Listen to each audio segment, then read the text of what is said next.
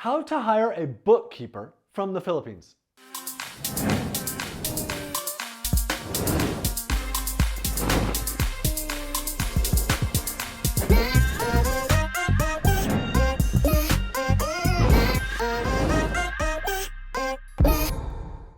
So bookkeeping is one of those menial tasks that's so easy to hire someone else to do, and it can be so affordable hiring someone in the Philippines to do it, and they're really good at it. So I'm going to give you 7 steps for hiring a bookkeeper from the Philippines. Step number 1, determine exactly what you're looking for. Are you looking for someone with QuickBooks experience or with zero experience? Or are you looking for a CPA or an accountant?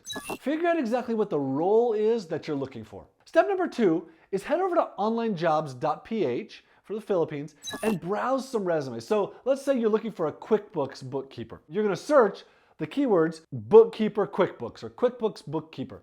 And then you're going to start looking at the resumes that come up. You're going to get a whole bunch of resumes. You have 2 goals here. Number 1, figure out what salary people are asking for. On each resume, you're going to look and see like, oh, this person's asking for $600 a month for full-time work, or this person's asking for $800 a month and they're available part-time, or whatever it is. So that's number 1, figure out salary. Number 2, you're going to figure out skills. Like, what skills do these people have? Can I find someone that can do this and this and this? Or can I just find someone who's only good at QuickBooks? There's a whole range of skills that you can find. You can probably find someone that's good at QuickBooks and SEO and maybe social media marketing.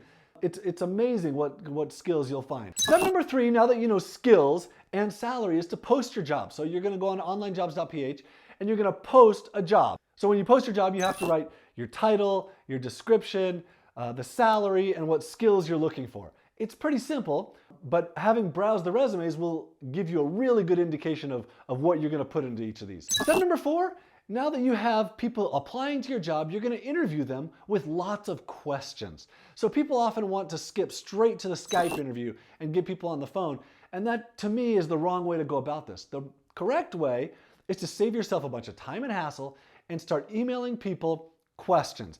1, 2, 3, 4 questions across 5, 6, 10 emails.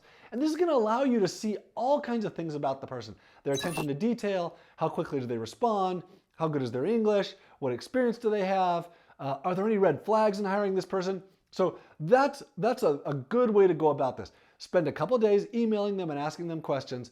And then after you've done this quite a bit, then you can skip to the Skype interview.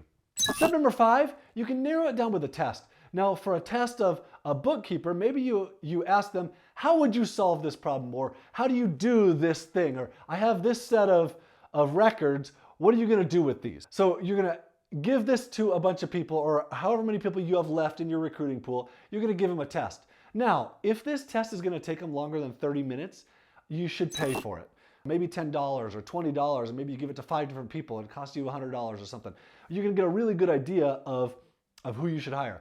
Also, in the test, you're not just looking for who does it the best. You're looking for who do I work well with, because that will make a really big difference. Next, step number 6, negotiate terms. Here's where you negotiate salary, you negotiate hours. Are they going to work a fixed set of hours for you? Are they free to work whenever they want? How many hours a week are they going to work? What holidays are you going to pay for? What paid time? How are you going to handle paid time off?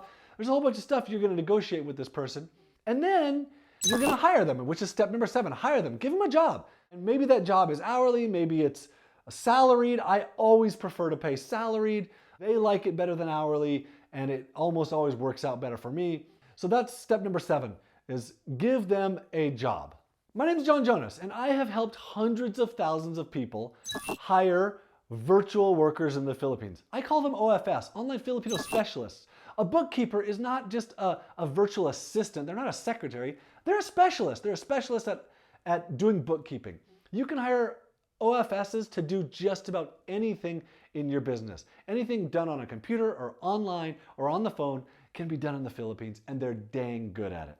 And I would like to walk you through the process, starting from like, who should you be looking for and what skills should you be looking for, to how to post your job and browsing resumes, and what questions do I ask during the interview process, and what should you be careful of, and what are you looking for in the attention to detail, and how quickly should you get responses, to what's the first email you say once you've hired someone, and how do you onboard them, and what are the things you need to negotiate. So All of that is available in my system called 1VA Away.